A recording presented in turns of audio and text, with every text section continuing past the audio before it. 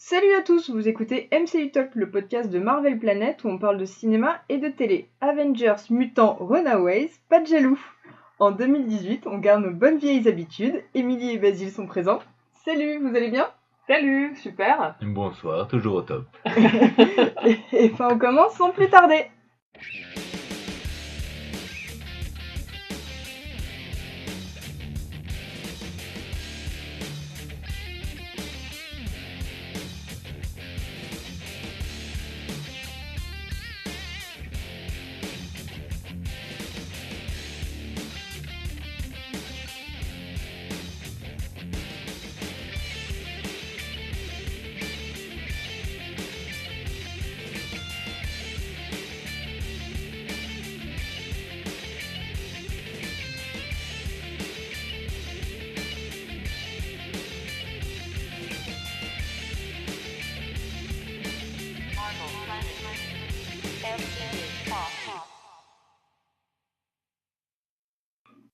Et on commence tout de suite avec les news de nos amis de Netflix.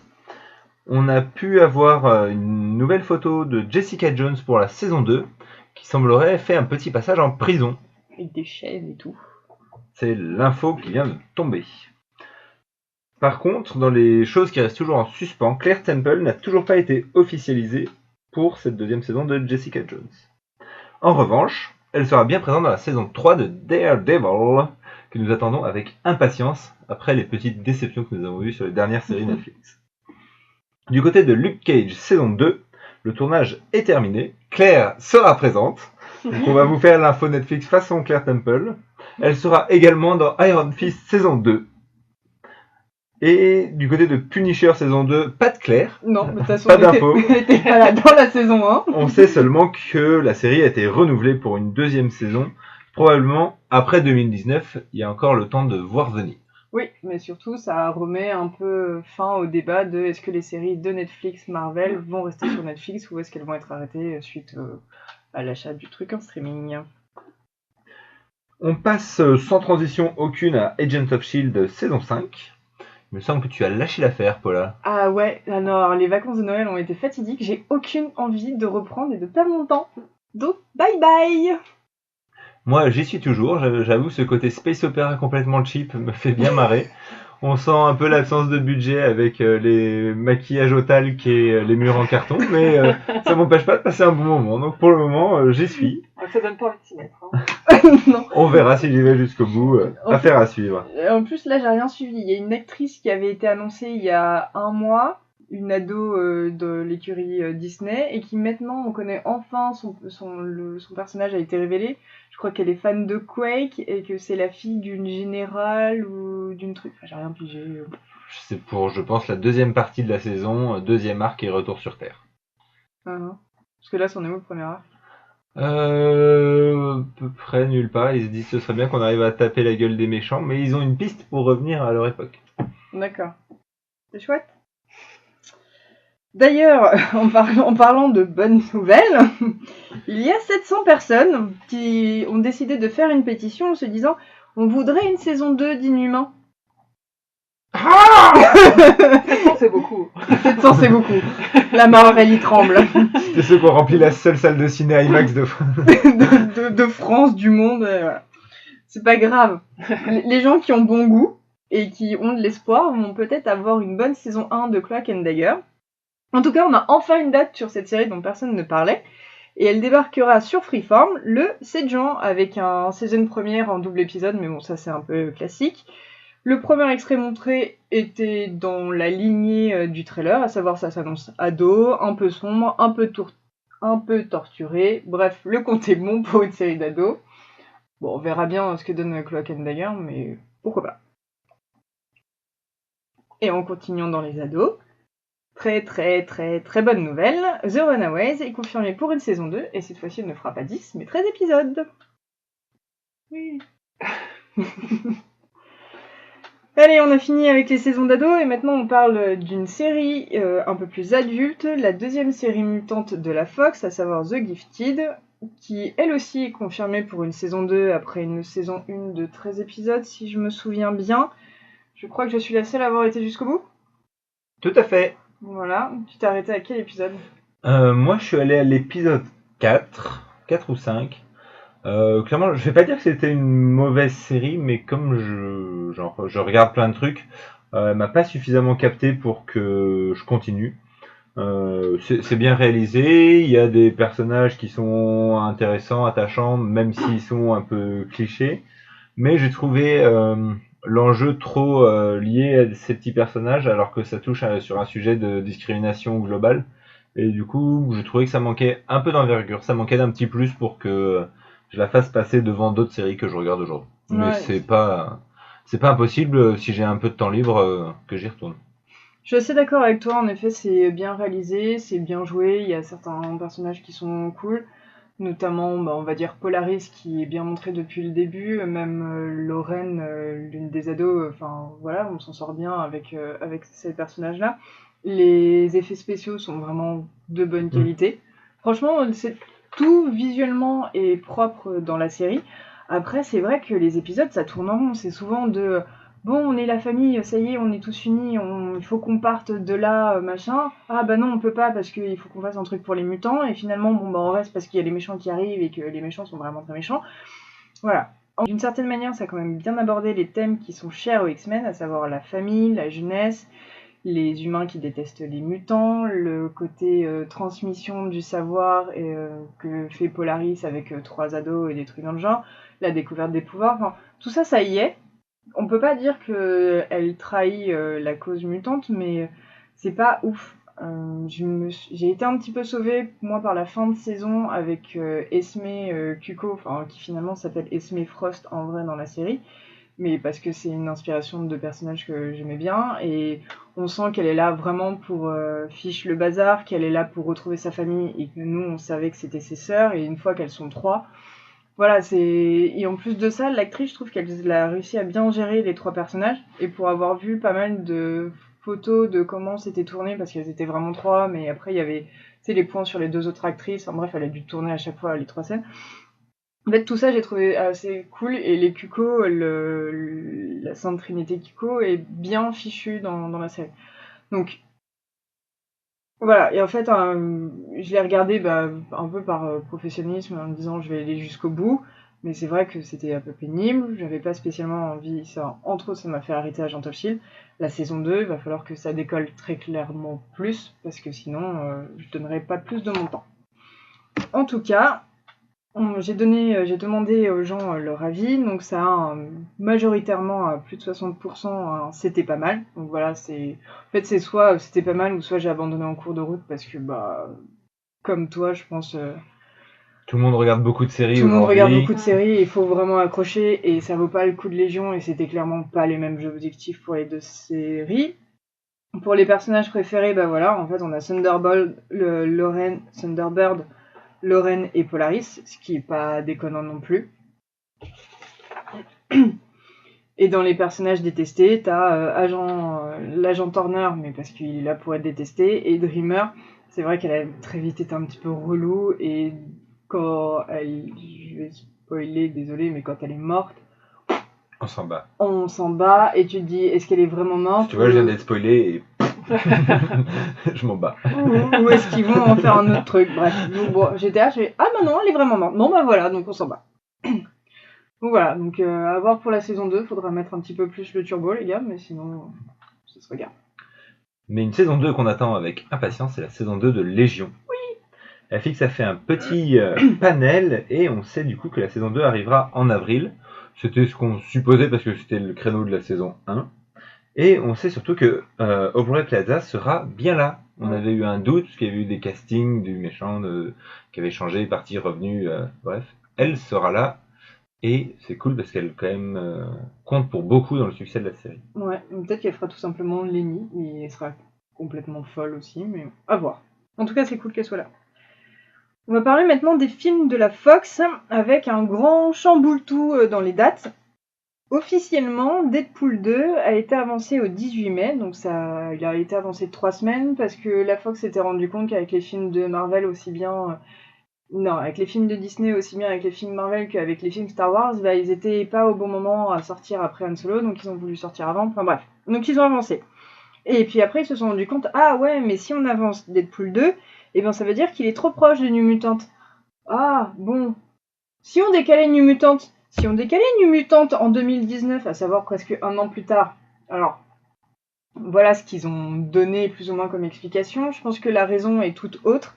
C'est que New Mutant n'aurait pas eu un très bon accueil public pendant les tests. Et notamment, ça ne fait pas assez peur. C'est un peu ballot pour un film qui a été vendu comme devant faire peur. Et ils sont partis pour faire des reshoots et pour retourner des nouvelles scènes qui doivent faire beaucoup plus peur. Et ce qui permet de faire avancer la date de Deadpool 2. Attention, jingle. C'est l'échec annoncé. C'est l'échec annoncé. C'est l'échec annoncé. Émilie, tu veux nous parler de ton expérience de la tour sombre d'un film qui a été repoussé Non, ça craint qu'on rajoute des scènes ou qu'on en retourne pour rendre le truc un peu plus logique parce qu'il manque une transition entre deux scènes, ok, mais de là à en changer le sens ou l'ambiance, ça pue. Ouais. Ouais, non. On peut pas faire une ambiance de film avec 3 scènes en plus, donc... Non. Ouais, bah... Après, en repoussant en 2019, limite, ils peuvent retourner tout le film, hein. S'ils ont de l'argent, S'ils pourquoi ont pas. de l'argent. Oui. Mais ils en ont plus trop, non? Parce qu'ils viennent d'être rachetés. Sauf que là, le réalisateur de New Mutant, t'étais pas censé le récupérer, Emily, pour une adaptation de Stephen King? Qui est le réalisateur de New Mutant? Josh Trun, machin? Non, ça me dit rien. Ça te dit rien? Mais Non. si, bon, je me souviens plus de son nom, mais tu me demandais quand est-ce qu'il finit le tournage de New Mutant, parce qu'il doit commencer à l'écriture de... Oui. Voilà, Oui. Lui, Oui. si, mais oui, il attendait, en effet, il a dit quand j'aurai fini New Mutant, je m'attaquerai à... Tu sais, Je sais plus. on sait plus quoi. Le Fléau, il me semble, Ouais. et c'est Josh Boone, Voilà, c'est ça. c'est lui. Et bah, tu vas devoir attendre. Oui, C'est le frère de Danny Boone. ça pue un peu, non. Basile, tu sors. T'es viré. T'es viré, Basile. Rémi, si tu nous entends. Du coup, avant de partir, je vais quand même vous donner une bonne nouvelle, vu que je suis viré. C'est que Logan a été nommé aux Oscars comme meilleur scénario adapté. On est tous contents de la nouvelle. Moi, j'ai beaucoup aimé le film, mais je pense que de toute façon, même si vous avez moins aimé, c'est quand même une reconnaissance du monde du cinéma pour les adaptations de comics, alors que ça fait quand même un paquet d'adaptations de comics qu'il y a aujourd'hui. Alors est-ce que c'est le côté un peu plus peut-être adulte, auteur du film d'un certain point qui a plu, on ne sait pas, mais en tous les cas, c'est un pas en avant pour la reconnaissance des adaptations de comics. C'est une bonne nouvelle. Bah, pour moi, les comics deviennent sont reconnus par l'Académie des Oscars comme étant aussi importants qu'un livre ou qu'une pièce de théâtre. Ou qu'un autre film, parce qu'en meilleur scénario adapté, tu peux aussi avoir des adaptations d'autres... Bref, c'est cool. Yay. On passe au MCU. Et comme on est en 2018 et qu'on est à je sais plus combien de jours de Avengers Infinity War, parce que toute notre vie est dans cette voie pour Avengers Infinity War. Oui. Oui, tout à fait. Oui, bah, Tout à fait. J'en rêve toutes les nuits. Petit point marathon. Je parle bien du marathon MCU, pas du semi-marathon de Paris. Tout le monde a regardé Captain America 1? Oui. C'était bien? C'était aussi bien qu'avant. C'était aussi long et pénible qu'avant. Ok. Voilà. Tout le monde a vu Iron Man 1? Oui. C'était aussi mégalo qu'avant. Oui, c'est très mégalo, Ah, la mais vache. j'avais un très mauvais souvenir. Donc je l'ai vraiment commencé à reculons, et en fait, il y a des choses qui fonctionnent plutôt bien. Mais lui est insupportable, clairement, Oui. surtout dans le 1. Ah, c'est un gros con dans les 1. Voilà. Mais il est fait pour être comme ça. Il est en train de comprendre qu'il faut qu'il arrête de vendre des trucs qui tuent des gens. Donc il part tellement de loin dans le Ah oui, il part de Il loin. parle de très, très dans les loin. connards que Comment Euh, Pepper Potts peut le tolérer ou continuer de bosser avec lui? C'est juste pas possible. moi je continue à être fan de la scène où il présente le Jericho en écartant Oui. les bras. Genre le mec se prend pour Dieu quoi. Voilà. Donc moi j'avais pas de souvenir, je me disais ouais bon pourquoi pas, j'ai vu très clairement c'était une catastrophe. Tout le monde a vu Hulk? Non, pas encore. Là, j'ai un peu de retard. Ouais. Mais je le regarderai. Je t'ai donné une dérogation pour pas que je le regarde. Oui, mais j'ai envie de jouer le jeu, alors j'ai du retard, mais ça veut pas dire que je le regarderai Moi ça a pas, mais- été moins pire que ce que je pensais parce qu'en fait je me mélangeais un peu entre celui avec Edward Norton et celui avec Eric Bana. Et celui avec Eric Bana est vraiment une purge. Pas vu. Parce que du coup je l'ai revu pour faire la comparaison. Il aime se faire du mal ce garçon. Et du coup celui avec Edward Norton est Chiant. c'est pas ouf, mais du coup c'est En fait, j'ai regardé celui avec Edward Norton, je dis, mais j'ai des souvenirs en tête de trucs vraiment nuls à chier qui sont pas là, et en fait, du coup, en revoyant le, je dis, ah non, les trucs vraiment pires, ils sont dans l'autre.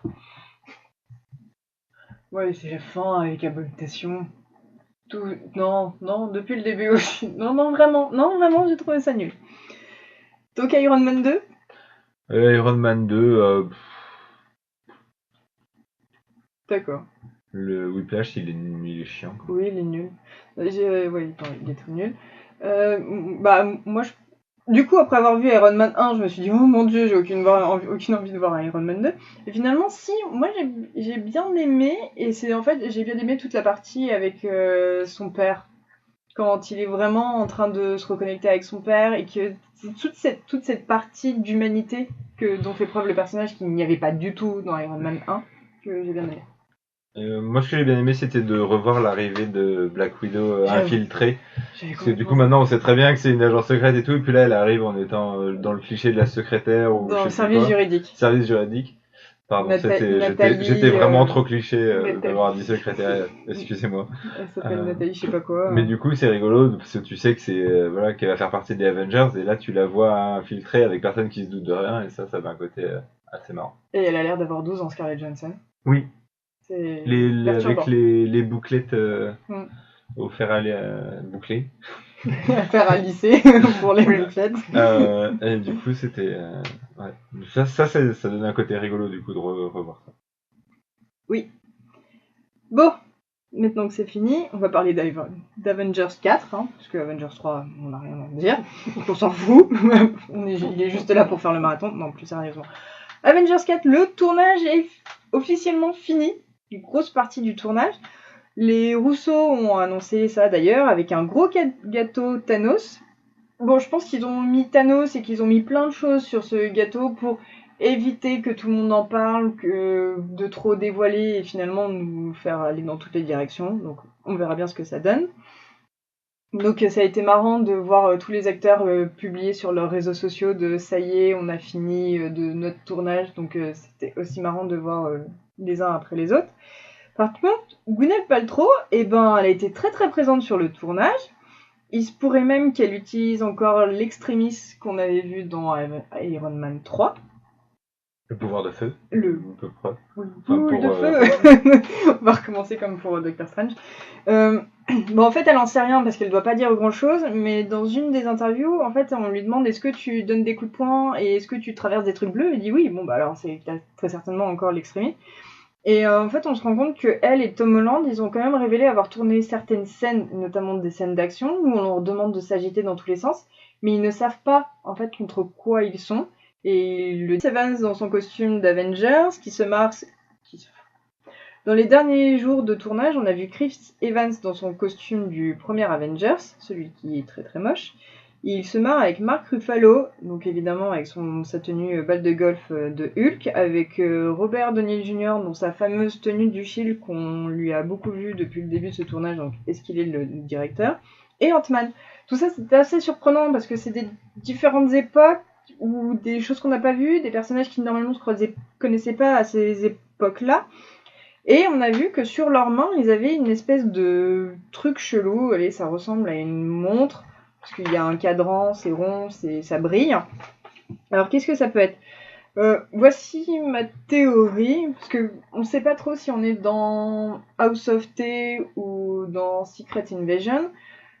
Mais cette théorie-là, en fait, va plus dans le House of T. Pour moi, donc on est dans un univers alternatif qui a été créé par Thanos. Et avec les particules PIM, on sait qu'on peut voyager dans le Quantum Realm, ce qui permettrait entre autres d'expliquer le retour de Janet Van Dyne dans Ant-Man and the Wasp. Et aussi, normalement, les pouvoirs de Captain Marvel sont liés au Quantum Realm. Ça se trouve, c'est peut-être pas ses pouvoirs, mais c'est peut-être son retour sur Terre à notre époque, étant donné qu'on a cette différence d'époque. Bref, donc moi je vois bien qu'ils utilisent ces trucs-là et les particules PIM pour aller dans ce fameux House of T et pour le briser. Bref, très clairement on n'en sait rien et c'est la porte ouverte à toutes les théories possibles et inimaginables. Mais voilà, c'est quand même assez surprenant de les voir avec ça. D'ailleurs, en parlant de Ant-Man and the Wasp, Et oui, on vous invite à vous pencher sur la petite photo promo qui est sortie avec les 2 costumes de vos nouveaux héros favoris. On y voit donc Wasp et Ant-Man en costume, et il s'avère que si vous regardez bien les coutures, les plaques un peu de protection qui sont sur le torse, vous pourrez distinguer les 2 têtes des insectes, à savoir la guêpe et la fourmi, sur chacun des protagonistes. Oui. Et il y a eu aussi un truc très vite fait, il y a quand même un problème de sein avec le costume de Wasp, parce que ils sont vraiment très très gros, et en plus de ça, ils sont entourés. Enfin, en fait, on en revient souvent au costume, dès que c'est des femmes, ils savent pas quoi faire avec les seins. D'ailleurs, dans Valérian, je sais pas si vous vous souvenez. J'essaie d'oublier. Oui, je comprends. Mais du coup, comme il y a ce problème de sein pour le personnage de Cara Delevingne, donc ça se voit beaucoup, et bien sur le personnage du mec, ils lui ont mis aussi la même forme en disant non, mais c'est juste que c'est les costumes qui sont comme ça, mais vraiment pour les seins, en fait, à chaque fois, ils mettent des coutures tout autour en disant donc c'est un peu bizarre. Bref.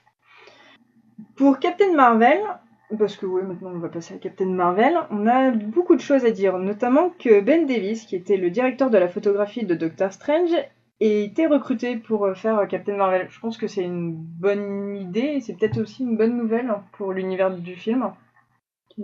Qu'est-ce que toi tu en penses, toi qui es plus photographie Effectivement, Doctor Strange, il y avait un vrai travail entre les différents sanctuaires, lieux, mondes magiques, etc. Et Captain Marvel risque quand même d'être très riche en multiplication des lieux, normalement, quels qu'ils soient.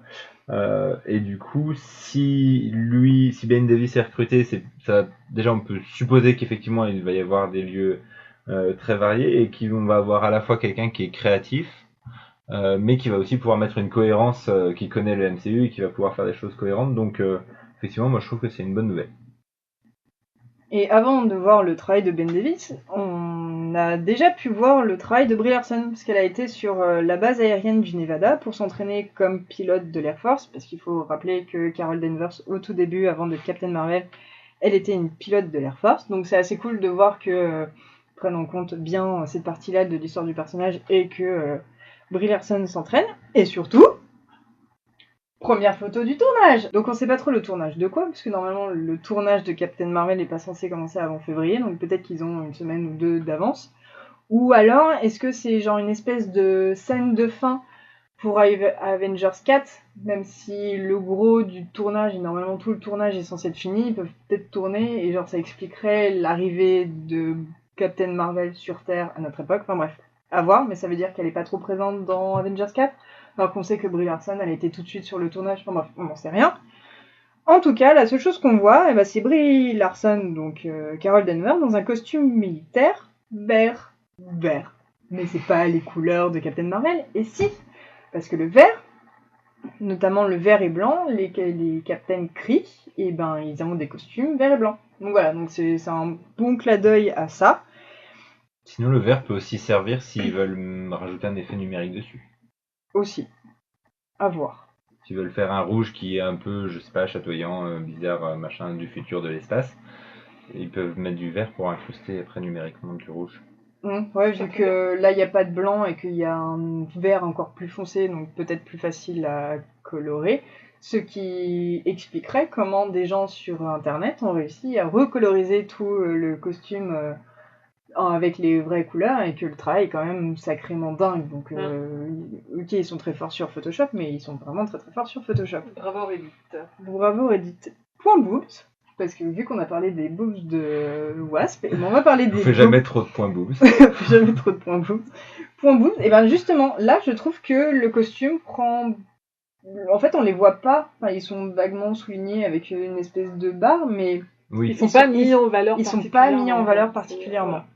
Donc voilà, c'est ça en fait que je dis, si vous voulez, ça choque pas. Ça. On mettra les 2 costumes en parallèle pour que vous puissiez voir ce que ça donne. En tout cas, si vite fait, elle a l'air de lire sur le tournage, elle avait l'air de lire une carte ou un journal. Donc on verra bien ce que donne cette scène exactement. Toujours dans le MCU, on continue avec le film solo Black Widow. Parce que c'est une nouveauté. C'est une nouveauté qui vient de nous être annoncée. Eh bien, on suppose, c'est encore pas totalement confirmé, que Jake Sheffer serait embauché pour écrire le scénario du film avec Scarlett Johansson. Ouais, c'est assez dingue de se dire qu'ils vont enfin faire un film Black Widow et puis qu'ils vont le faire avec Scarlett Johansson. Et que maintenant, bref. On pensait qu'elle allait quitter l'écurie Marvel et du coup faire autre chose. A priori, elle reste pour son film titre. Côté Guardian of the Galaxy Volume 3, James Gunn, lui, nous a confirmé le film pour 2020, donc il doit être, à mon avis, déjà bien au boulot dessus. C'est l'une des 3 dates du MCU qu'on pouvait déjà connaître avec malgré un film non annoncé. Voilà, ça se précise. Et puis petit bonus pour finir ces news, parce que les bonus ça fait toujours plaisir. On a vu un petit tweet de Scott Derrickson, le réalisateur de Doctor Strange, qui nous a fait un petit peu rigoler. Quand il a vu à l'annonce de 95% en note sur Rotten Tomatoes la nuit du lancement, il était lui hyper content et du coup il y a Kevin Feige qui lui a dit hey comment tu te sens, t'en penses quoi tout ça, et le mec a dit bah je me sens vraiment libéré parce que un jour bah il y a quelqu'un qui fera un film pourri du MCU et bah ce sera pas moi.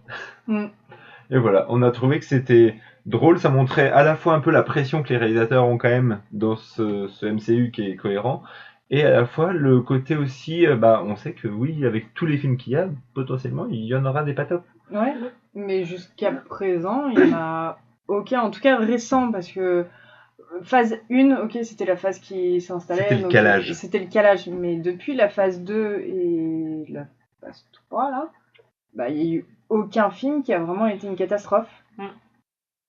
Oui, bon, pas bon, mais on n'aime pas, mais au moins en box-office et en note critique, il n'y en a aucun où ça a été une catastrophe. Donc voilà.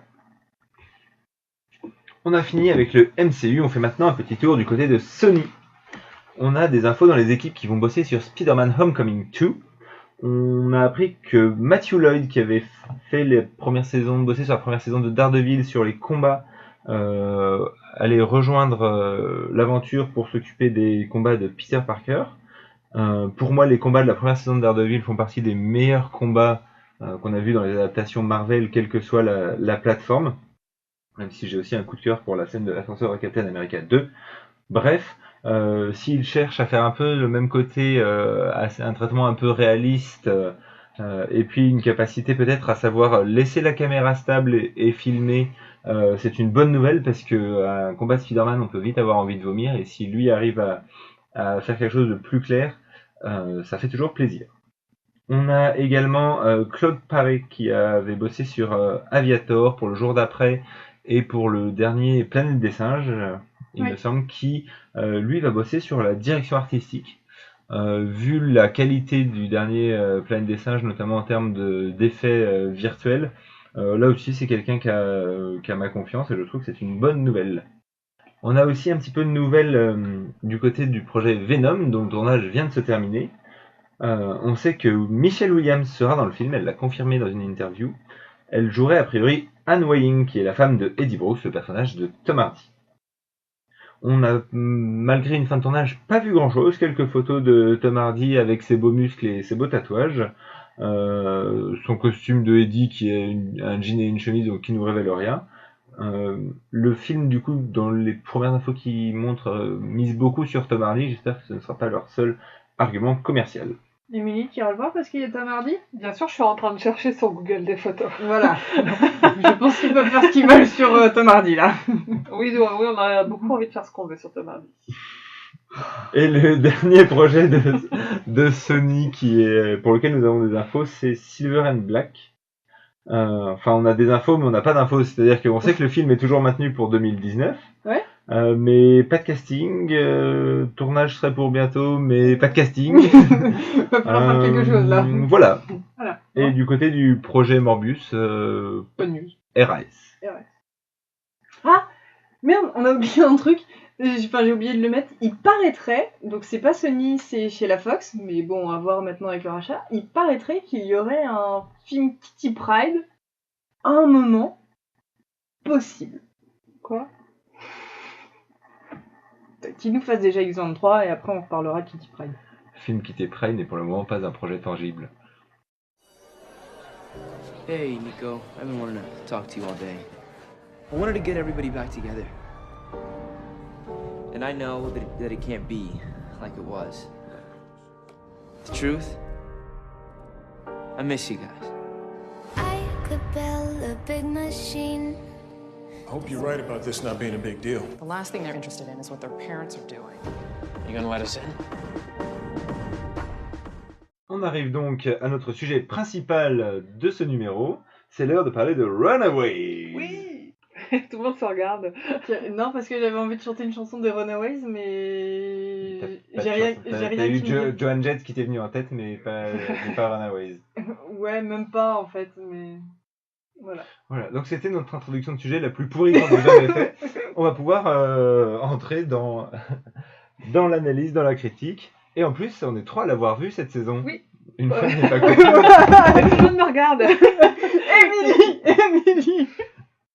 Non, j'ai tout vu et avec plaisir en plus. C'est vraiment une très belle série. Alors, j'ai pas le côté adaptation, je sais pas du tout si c'est bien adapté ou pas. Mais pour moi, on a enfin, j'adore les séries d'ados, et on a enfin une série d'ados qui surjoue pas les clichés des adolescents. Le casting est top, c'est très bien joué, la musique est magnifique, même juste la musique du générique, elle est extrêmement efficace. La photo est géniale, l'évolution des personnages en une seule saison, elle est parfaite. Enfin, c'est une très très bonne série.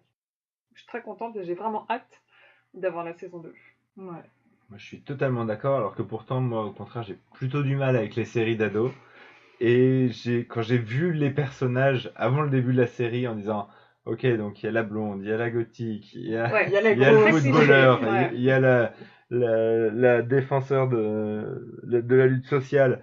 Et finalement, ça reste assez discret. Enfin, c'est très présent sur leur look, mais les personnages ont d'autres choses dans leur caractère. C'est plus subtil. Ouais, parce que physiquement, c'est très quota. Genre, on remplit les quotas, mais sinon, c'est beaucoup plus subtil. Ouais. Mais t'as par exemple le sportif est aussi un scientifique.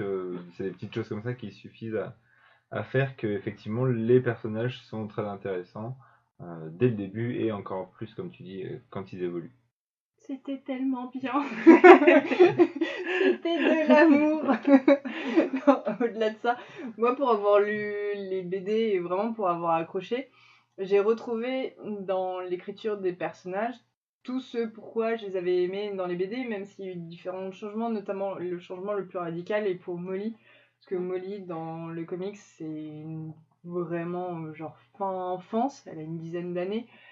Elle est blanche, ça y joue aussi que là dans la série, qu'elle soit une latino et qu'elle soit aussi beaucoup plus adulte, même si elle est toujours considérée comme étant la plus jeune du groupe, et cette dynamique-là reste. Mais ce petit changement est bien. Et finalement, il y a tous les petits changements, mais qui au final sont quand même assez importants entre le comics et la série télé, vraiment sur la construction des familles et sur les personnages qui changent. Mais même ça, en fait, ça paraît tellement logique et on a d'une certaine manière des nouveaux personnages. Donc on a un peu comme un univers alternatif. Et moi j'ai été ravie.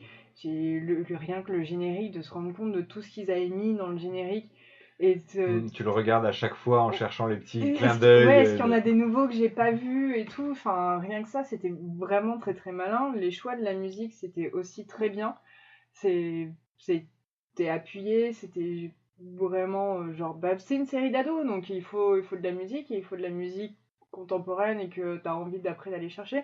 Donc tout ça, c'était pour moi très très cool. Moi j'ai trouvé que en plus la réalisation était vraiment clean, parce que quand on fait le compte à la fin de la saison, il n'y a pas beaucoup de lieux différents. Et pourtant, on n'a pas cette impression de répétition ou de trois murs en carton-pâte. Il y a la maison d'Alex principalement, c'est celle qu'on voit le plus. Il y a l'école, il y a le chantier, et il y a l'église et le labo. Ouais. Ça fait il y a à peu près 5 lieux. Et pourtant, à chaque fois, ils montrent des endroits différents, il se passe des choses différentes, etc. Et ça marche bien. Les lieux sont pas clichés, donc du coup, le côté aussi cliché des personnages fait que l'église, c'est juste un bâtiment moderne. Par exemple, t'as pas des fresques partout avec des personnages arc-en-ciel, t'en as une ou deux. Voilà, l'usine high-tech, elle est pas excessivement high-tech non plus, elle est crédible. Et du coup, ça fait que c'est sympa, effectivement. Et après, il y a le petit côté il fait toujours beau Bah, c'est la- à LA, enfin en Californie, c'est la Californie, hein. qui ressort bien aussi, qui est sympa. Mais qui va aussi avec le fait qu'ils sont riches, parce que ça me faisait penser à The aussi, mais les showrunners ont fait The aussi, ou Newport Beach en français, et voilà, dans cette série-là, tout le monde était riche, et bah, il faisait beau, enfin, et ça se voyait sur leur temps, genre, bah oui, ils sont pas sous le gris, ils sont pas blafards, ni autres, mais Ils sont pas à Paris. ils sont pas à Paris, y a pas la crue. mais, euh, mais voilà, les ados ont été bien, très très bien écrits, les ados. Et c'est ouf parce que, certes, j'aime Carolina et j'ai pas de problème à le dire parce que dans les comics c'était déjà ça. Nico, pareil, mais Gert. Oh, Elle crève l'écran, elle est incroyable. Elle part un peu en outsider avec Elle ses part cheveux de loin. colorés, où ils l'ont vraiment pas gâtée. son surpoids, ses grosses lunettes, son Et en fait, féminisme relou. Elle finit, elle est beaucoup plus éblouissante que Carolina qui brille, quoi. Enfin, Littéralement. Moi, elle est- Enfin, elle est incroyable, elle est Littéralement. géniale. On a Moi, je l'ai envie. beaucoup aimé parce que l'actrice, je l'ai vue juste avant dans Atypical, la série Netflix, et où dans cette série-là, elle joue la meuf horrible du lycée. On la voit peu, mais c'est la meuf horrible du lycée qui se tape le capitaine de l'équipe de foot, etc. Donc quand je l'ai vue, au début, dans le rôle complètement opposé, j'ai bizarre. Et très vite, j'ai oublié, et ça montre que c'était bien fait. Ouais. Ah ouais, elle est géniale. Mais elle a quand même la meilleure réplique de 10 épisodes. Quand, en parlant de Carolina, où ça y est, elle voit les pouvoirs de Carolina, c'est elle est merveilleuse et en plus elle brille, quoi. C'est elle a dit ce que nous on ressentait. Enfin, bon, c'est beaucoup plus facile de s'identifier à Gert que aux autres, mais Oui, parce qu'elle a plus de défauts, elle est moins lisse. Puis elle est un dinosaure. On veut tous un dinosaure. Rien que pour ça. D'ailleurs, le dinosaure permet aussi de parler un peu des effets spéciaux. Il n'y en a pas énormément, mais il y en a quand même parce que le sceptre, bah, il faut l'animer. Carolina, faut l'animer et en plus la rendre arc-en-ciel. Et je trouve pas ça si dégueulasse. Non. En fait, Sauf quand elle vole, peut-être. Oui, un oui, peu parce plus. que ça fait un peu. Mais en plus, Mais- sa peau, tu te rends compte qu'elle est ultra lisse arc-en-ciel. Donc, ouais, c'est chelou, mais je pense que c'est chelou fait exprès. C'est pas que c'est raté, machin. Le dinosaure est pas si mal. Ouais. J'ai eu un peu de mal, moi, mais enfin, sans me choquer plus que ça. J'ai dit, bon, c'est pas ouf, enfin, dans les séries, les dinosaures, les créatures sont toujours un peu.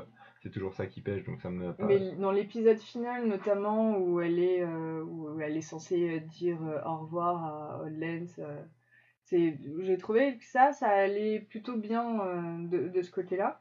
Et aussi, ça m'a un peu fait rire, ça m'a fait penser à à la série Game of Thrones, où l'épisode où Arya doit dire au revoir à son loup parce que sinon il va se faire buter par les Lannister et finalement elle lui jette des cailloux et des trucs dans le genre, donc c'est un peu une rupture horrible.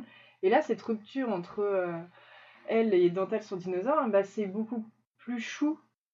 Donc vraiment, il n'y a rien qui est mauvais. Aussi, pour comparer avec une autre série ado qu'on regarde avec Emily, qui est Riverdale, les parents sont moins importants, mais les parents sont toujours là. Et les parents aussi arrivent un peu à évoluer. Pas mal même. Pas mal pour certains. Il y a des scissions même, enfin, entre ceux qui veulent le poursuivre, ceux qui se disent qu'est-ce qui se passe, certains qui suivent un peu l'un ou l'autre. Moi j'ai bien aimé les parents aussi. Ouais. Voilà, mais les parents, c'est pas subitement les parents arrivent et l'intrigue est mise en pause pour s'intéresser aux parents, parce que dans la saison 1 de Riverdale, ça m'avait un peu fait ça. J'avais un peu l'impression de bon, on sait plus trop quoi dire, on va rajouter un peu les parents, ça va être le bordel avec les parents et les ados vont revenir. Là, non, en fait. C'est à place égale, enfin c'est équilibré, on va dire. Ouais, c'est assez équilibré. Et puis le casting des parents est trop bien. Parce que Spike, déjà, qu'on revoit, moi ça m'a fait trop marrer. On sent qu'il a eu une petite traversée du désert et qu'il a un peu vieilli.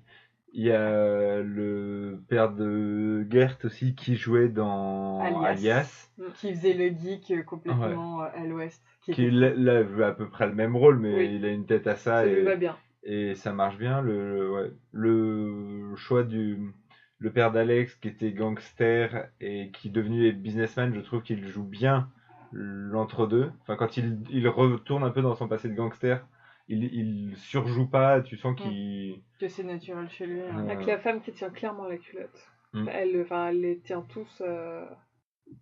Ouais. Même la mère de Carolina, Mm.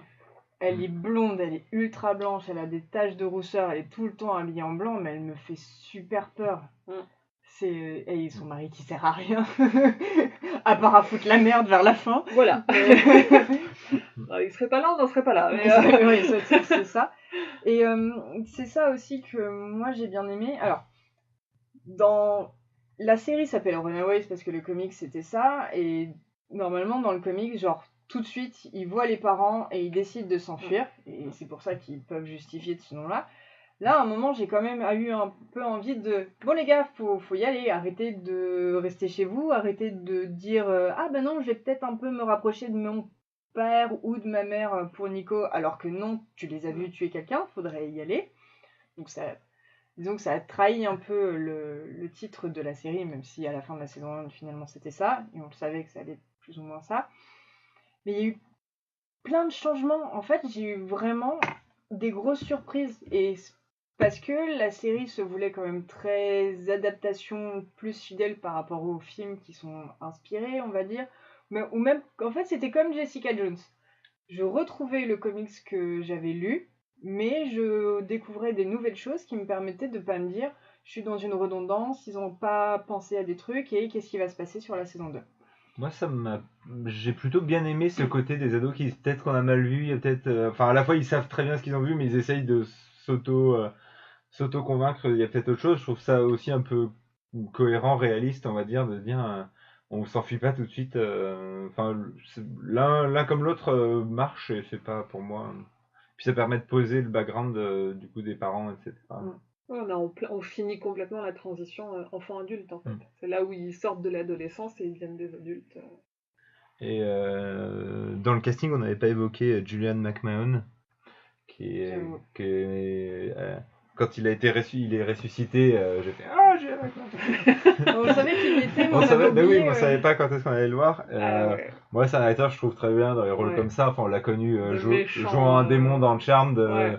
Voilà, Jouant en connard dans Nip Tuck. jouant un connard dans Nip Tuck. Extrêmement charismatique. Jouant un autre connard, mais avec des grosses moustaches dans Dark Gently saison 1. Mais ouais, il a un côté très froid et qui marche très bien pour ces rôles-là. Même s'il a un côté, pardon, un peu trop, je me suis fait une teinture des cheveux et j'essaie de masquer mon âge maintenant. Oui, il masque beaucoup son âge. Mais, et même la scène où il est avec Carolina et Carolina lui demande où est mon père et dire que c'est lui ton père. Quelle horreur. Et même la scène où sa mère elle couche avec McMahon. Mais en fait c'est pas McMahon hein, qui est le visage tout fripé et autres, c'est un autre acteur qui fait le truc à ce moment-là. Mais c'est dégueulasse. Les pouvoirs, on n'en a pas parlé. Non, moi j'avais très très peur du côté super pouvoir parce que je suis arrivée dans le MCU, le premier film que j'ai vu c'est Iron Man et ça m'a un peu traumatisée en mode on en fait des tonnes et on casse tout et j'avais un peu peur qu'ils en fassent des tonnes et en fait c'est hyper bien amené, c'est très juste. C'est vraiment, c'est bien fait et ils en font pas trop. Moi, je suis d'accord, c'est-à-dire que Il n'y en a pas tant que ça au final. Hein. Nico apprend à utiliser son sceptre, mais fait pas tout et n'importe quoi avec. Gert, le dinosaure, elle s'en sert assez tard. Les pulsogans magiques, ils déconnent un peu, donc ils sont pas trop puissants, voilà. Et la super force, comme c'est un pouvoir qui est épuisant, elle peut pas tout péter, tout n'importe quand, et du coup, effectivement, j'ai trouvé que ça marchait bien. Oui, puis Carolina n'est pas tout le temps en train de briller pour le plaisir de briller. Et ils résolvent pas tout par les pouvoirs. Oui, aussi. Et il y a ça, et il y a un autre truc, c'est que comme ils sont en train de les découvrir, on voit vraiment qu'ils sont limités et qu'ils ne vont pas jusqu'au bout. Parce que la première vraie fois où ils sont tous ensemble, je crois que c'est vers l'épisode 5, où ça y est, bah, notamment, je crois que c'est limite l'épisode où ça y est, Chase il a ses Fisty Guns. Ils sont alignés et ils font face à, je crois que c'est aux gangsters et voilà, ils sont genre limite tous derrière Nico et son sceptre qui a fait une bulle et après ils sont prêts à plus ou moins attaquer mais pas trop savoir. Et ce qui est assez marrant parce que ça revient aussi à l'épisode final où tous les parents sont derrière la mère de Nico, qui elle aussi a le 7, qui là part parce que les enfants sont prêts à défoncer leurs parents. Et tous ces échos, tous ces trucs qui se répètent, qu'on revoit, machin, moi j'ai trouvé que ça donnait un bon rythme à la série. Parce que quand t'as un mec allongé dans le coma avec un gros masque sur la tête et que tu dis ah putain dans combien de temps on va voir qui c'est, bah là il revient assez vite, les questions, les réponses, je trouve qu'elles arrivent vraiment au fur et à mesure de la série et ils essaient pas de te faire durer le truc jusqu'au bout pour te forcer à voir 10 épisodes de plus pour que tu saches qui est le méchant. Et quand tu démarres une nouvelle série, c'est quand même bien d'avoir à la fois une exposition globale intéressante, mais aussi que l'aventure avance. Parce que là, finalement, on finit cette saison 1 avec quoi 2 questions. La première est qu'est-ce qu'ils deviennent et où est-ce qu'ils s'enfuient. Parce que voilà. Et la deuxième, c'est d'où vient le personnage de Jonah. Et qu'est-ce qu'il y a sous ce chantier, qu'est-ce qu'il y a sous ce chantier, qui est a priori vivant. Oui, qui est vivant et qui serait lié à Jonah, donc à Carolina. Donc en gros, c'est quoi leur histoire ? Ça se limite un peu à ça. Hein, Oui, c'est ça, mais du coup, ils n'ont pas ouvert 10 000 portes et ça permet. Enfin, moi, globalement, je préfère que les 10 milliards de questions. Donc voilà, par exemple, The Gifted que j'ai fini, c'est pas une série que je recommanderais. Clairement pas du tout. Runaways, c'est vraiment une série que je recommanderais et pas spécialement à quelqu'un qui aime les séries de super-héros. Enfin, limite, t'as un peu envie de la dire en disant vas-y, regarde-la. C'est pas une adaptation de comics, comme c'était le cas pour Légion, d'une certaine manière. Je pourrais recommander de la même manière les deux. Il y a d'autres choses. Il y a le côté ado sympa. Il y a un côté un peu feel good dans certains épisodes. Pas dans tous, mais il y en a qui mettent de bonne humeur. Il y en a d'autres qui sont plus sérieux, mais il y en a qui sont bon délire. Moi, je trouve aussi que ça peut se recommander pour plein de gens. Et à l'inverse, moi qui recommande facilement des séries de super-héros, mais pas trop des séries d'ados, bah celle-là, je pourrais dire oui, il y a des ados, mais c'est sympa. Et des ados riches qui sont pas chiants parce qu'ils sont riches. Oui. Parce que le problème, tu disais Newport Beach, où c'est les ados qui sont trop malheureux alors qu'ils ont 3 Cadillacs, des bagnoles géantes et machin. Pareil. Et là, le côté riche, ça permet juste de mettre un cadre où les gamins ont de la liberté, ont des voitures et des ressources, on va dire. Ouais. Mais après, il n'y a pas. C'est dur la vie quand on est riche parce que nos parents ils travaillent tout le temps. On arrive à s'y identifier. Ouais. Oui, c'est ça. Finalement, ils vont au café et ils vont pas se faire un week-end en jet. Et d'ailleurs, Dans les Hamptons. Même la soirée du lycée, elle est soft finalement. Ils sont ultra bien fringués. Oui. Pas tous très très longtemps, mais. Mais c'est ce c'est ce qu'on voit dans toutes les scènes de bal de fin d'année, même dans des trucs où c'est des moins riches. Donc c'est pas choquant. Et en termes de représentation, on a quand même un très large panel, parce qu'on a Molly, donc, qui est latino-américaine. On a Gert, qui est pas filiforme, et on va dire, qui est ronde, qui a des lunettes. Bref, on va dire un peu, elle a le look typique de la meuf qui n'aura jamais de chance dans la vie et autres. Et ils ont évité le cliché en disant que c'est pas elle qui est lesbienne. Oui, ça aurait pu être quand même la social justice warrior un peu ronde, pas bien dans ses baskets, qui du coup en fait elle est pas bien dans ses baskets juste parce qu'elle est lesbienne ou dans l'autre sens tu peux. Enfin, et là ils l'ont pas mis sur elle. On a Alex qui est noir, mais à aucun moment c'est trop revendiqué. Enfin voilà, en fait non, il n'y a pas de question raciale. C'est comme pour Molly, elle est latam et puis c'est comme ça. Et puis c'est tout. Comme Nico qui est asiatique, bah voilà, c'est parce que c'est des choses qui arrivent. Il n'y a pas des collections de katana et de kimono dans sa maison. Elle lit pas de manga. Elle lit pas de manga et ok, elle est dark, mais finalement ça aurait été d'une autre, on va dire, origine, ça aurait revenu au même, c'est juste que son personnage est comme ça. Puis elle est dark pour une bonne raison, en plus, qui n'a rien à voir avec son origine. Qui n'est pas la crise d'adolescence. C'est ça. Le monde est nul. Le monde me déteste. Parce que là, du coup, sur un gosse de riche, ça aurait pu être plus énervant. Oui. Là, elle est en deuil. Chase est parfait, mais finalement, il n'est pas que parfait. Et aussi, Chase, il permet aussi de retourner cette situation à chaque fois où ce sont les femmes qui sont considérées comme des objets. Et d'ailleurs, quand Gert elle découvre les lunettes à rayon X et qu'elle les met et qu'elle voit Chase, en fait c'est un écho aux comics où dans les comics c'est vraiment Chase qui découvre les lunettes et qui les met et qui voit Nico et Carolina en sous-vêtements. Dans le comics c'est montré elles sont en sous-vêtements. Et là, c'est Gert qui les met, et puis après, quand il veut les mettre à sa place, elle a mis un petit tablier en plomb et dit mec, t'as cru quoi que j'allais me faire avoir, moi? Donc voilà, donc ça c'était assez drôle. Et il est pas d'ailleurs Il est pas que teubé, mec qui cherche à draguer, enfin, il a son côté un peu quand il. Il est un peu lourd quand même avec Carolina. Ouais, mais. Il l'embrasse et c'est assez drôle. Oui, Il l'embrasse et Carolina après fait merde, mais qu'est-ce que. Oh, fais chier! Mais quand il se prend un vent, il est un peu blessé. Enfin, sans dire sa vie est horrible, mais il a son armure qui se craquelle un peu et il court pas dans une teuf choper une autre meuf pour passer à autre chose comme ça pourrait être. Notamment les sportifs dans beaucoup de séries adolescentes. Oui. Qui finissent attachés dans des jacuzzis parce qu'il faut se venger d'eux. Et notamment, Carolina continue à parler de Riverdale. Dans Riverdale, on a Kevin, qui est le copain, le seul garçon gay de la série. C'est un peu le copain gay parce que... Non, il y a Moose aussi, mais il l'assume pas. Oui, voilà, parce qu'il est sportif. Mais ouais. Et il est ultra gay à parler des corps des mecs tout le temps et voilà. Un peu fatigant. Très cliché. Il veut bouffer de la viande pour parler crûment. Pour parler crûment. Et Carolina, c'est juste une personne, on va dire, normale qui se dit non, en fait, j'ai peut-être d'autres goûts par rapport à ce qu'on attend de moi. Et ça va parce qu'en plus de ça, elle est bien entourée par notamment Gert et Molly en disant arrête de mentir, on a tous vu que t'étais amoureuse de Nico, donc voilà. Et c'est aussi très cool.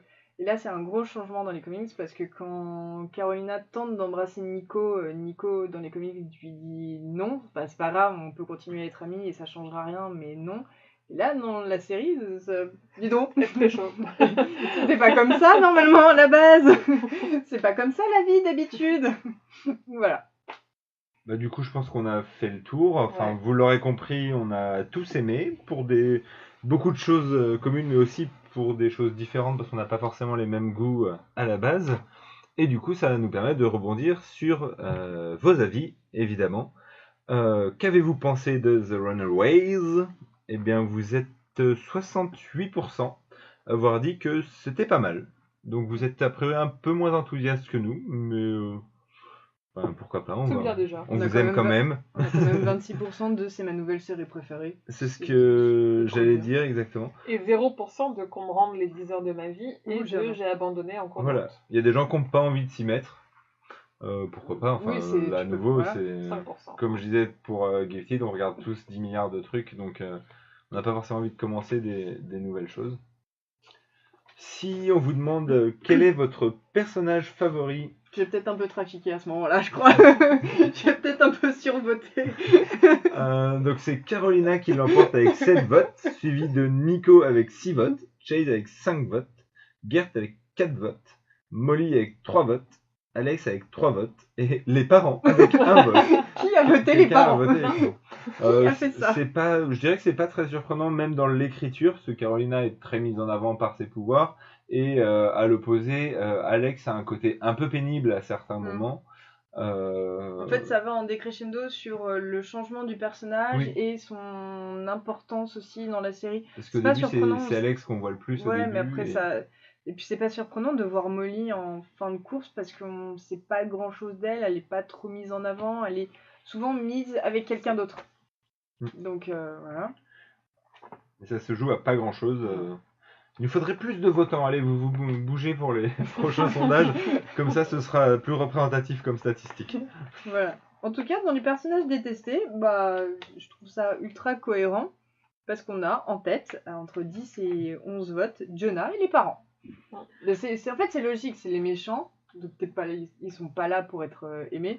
Puis oui, j'ai mis un peu un fourre-tout les parents parce que j'avais la flemme de détailler pour chacun.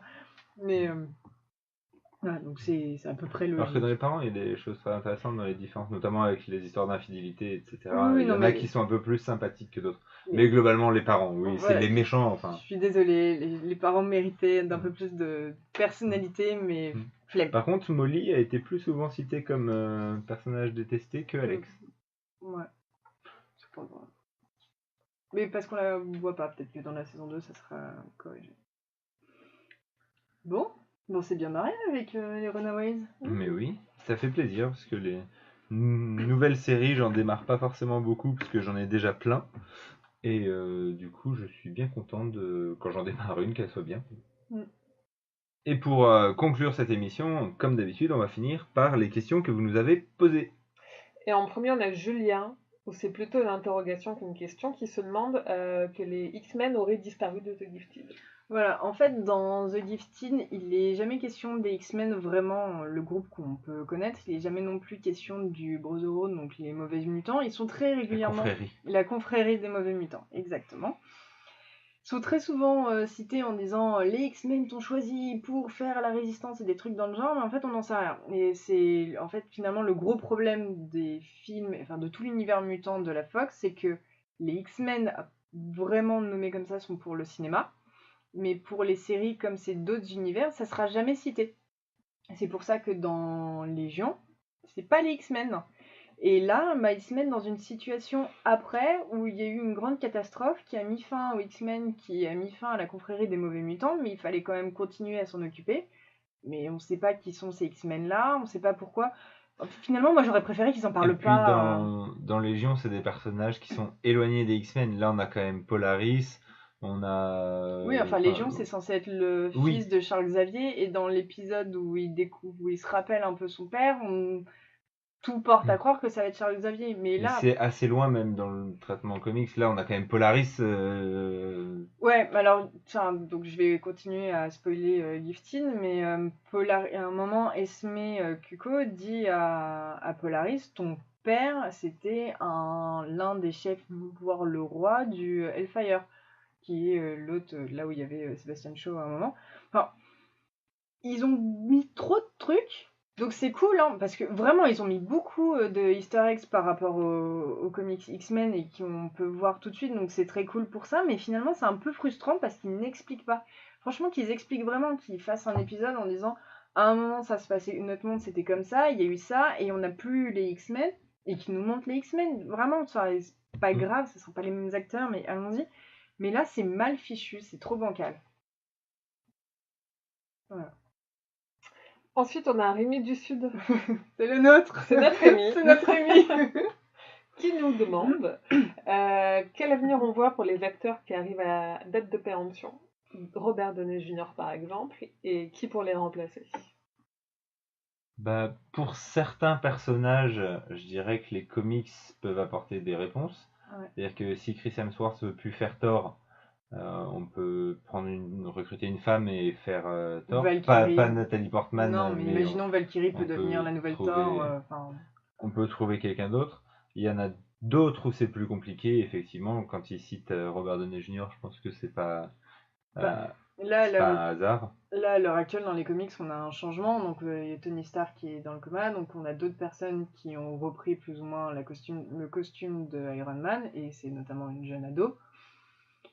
Pourquoi pas, ça recréerait un nouvel univers qui est rempli d'ados et des trucs dans le genre, mais aussi ça peut montrer on peut vivre dans un univers où il n'y a plus d'Iron Man, où il n'y a plus de Captain America, et même là dans les comics on a beaucoup de solutions à Captain America, mais parce qu'on va en avoir d'autres. Donc c'est pas trop dérangeant. Et puis on a aussi des nouvelles générations d'Avengers. Paul Bettany a quand même fait peu de films en tant que Vision. Ouais, mais pour le moment. Il est vieux quand même. Donc, il est un peu vieux, mais il peut en faire encore quelques-uns. Enfin, on peut faire des transitions comme ça d'équipe.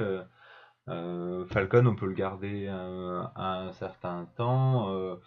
Winter Soldier aussi. Voilà, donc je pense qu'il y a des transitions qui peuvent se faire aussi avec des changements de héros. On n'est pas obligé d'avoir Iron Man encore des années. Et à la limite, tant mieux. Enfin, le Panthéon Marvel est tellement large, c'est bien aussi de faire un roulement. Oui. Et on a Alexandre qui nous demande nos théories sur les scènes post-génériques de Black Panther et de Avengers Infinity War. Oh. Alors normalement Black Panther, il y en a une qui annoncera, on va dire Black Panther 2, comme c'est toujours le cas. Et normalement Black Panther est censé annoncer Avengers Infinity War. Donc ça pourrait être genre des trucs qui débarquent au Wakanda, parce qu'on a vu dans le premier trailer qu'il y avait une grande bataille au Wakanda avec des animaux. Peut-être avec Captain America. Ou En peut-être post-générique. ouais, Captain America qui... Qu'il est arrivé au Wakanda, mais a priori on va pas... Enfin, on le voit pas dans le film. Mm. Donc est-ce qu'il est parti s'isoler dans la forêt et que du coup un truc va l'amener ou... Dans le comics qui sert de prélude à Black Panther, donc on revient sur la fin des événements de Civil War, et la seule chose qu'on voit, c'est la dernière case que j'ai vue, c'était Captain America, Black Widow et Falcon, qui avaient les nouveaux looks qu'on va voir dans le film, qui étaient dans un autre pays et qui étaient en mission. Je trouve que c'est ça qu'on va voir. On va peut-être voir ces 3 personnages-là qui font un truc chelou ou qui voient un truc chelou. Et après, qu'est-ce qu'on voit, on imagine pour Avengers Infinity War? Bah, il n'y a pas 36 000 solutions, hein. Il va falloir montrer Avengers 4. Et notamment, il va falloir nous expliquer quel va être le titre d'Avengers 4 qu'on connaît toujours pas. C'est ça. Mais là pour le coup on sait Ouais, tellement là, pas ce qui va se passer dans le film que... C'est dingue, le film sort quand même en avril, hein. On va bientôt avoir... On a eu le deuxième trailer. On a eu le premier trailer d'Infinity War, mais finalement on voit rien. On aura le deuxième pendant le Super Bowl. Ah oui, pardon. Je m'en mêle. Ce Toutes mes week-end. confusions. C'est ce week-end? Ah oui, c'est le On a eu, dimanche. on a eu le deuxième de Black Panther il y a pas longtemps. C'est pour Ouais. ça que... Donc ouais, on va l'avoir pendant... Donc peut-être que le trailer du Super Bowl est un peu plus explicite sur l'intrigue. Bah comme on l'a déjà expliqué plusieurs fois, le premier trailer c'est tout rappel. balancer dans les yeux des fans et un rappel et dire regardez il y a lui, il y a lui, il y a lui, il y a lui, et crise d'épilepsie. et le trailer 2 pose un peu plus le scénar donc... Mais voilà, après il y a des gens qui disent oui mais ça dévoile trop. Oui mais parce que ça c'est pas pour toi en fait, c'est pour les gens... Et puis regarde pas si t'as Et pas envie puis de regarde regarder pas un si t'as trailer. pas envie. Hein. Donc voilà. Enfin bref, tout ça pour dire que c'était très bien Runaways, qu'on a eu plein de news et tout, et qu'on a vu du Captain Marvel, et qu'on se retrouvera dans le prochain épisode pour parler de Black Panther. Ça vous va? Super, on Bon, sera là. allez. Allez, à dans un mois. Salut.